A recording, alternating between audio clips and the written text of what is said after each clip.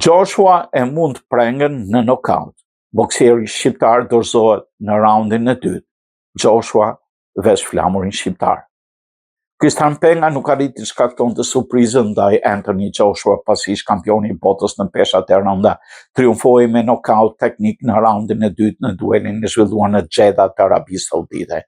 Ndeshja nisi në mënyrë spektakolare me prengën që befasoi publikun duke rrëzuar dy herë Joshua në raundin e parë, duke krijuar përshtypjen se britaniku mund pësonte një humbje të bujshme, megjithatë shqiptari nuk arriti të shfrytëzonte avantazhin dhe Joshua u rikthye fuqishëm pas pushimit. Në raundin e dytë Joshua mori kontrollin e plotë të sfidës, duke goditur me një seri kombinimesh të forta. Një goditje e fuqishme detyroi prengën të riqej drejt litarëve, ndërsa sulmi vazhdueshëm i britanikut bëri që arbitrin të ndërhynte dhe të jepte fund përballjes me nokaut teknik. Anthony Joshua rrëmbeu zemrën e të gjithëve pas duelit ndaj Kristian Pengës, ku fitoi siç thamë me nokaut në raundin e dytë.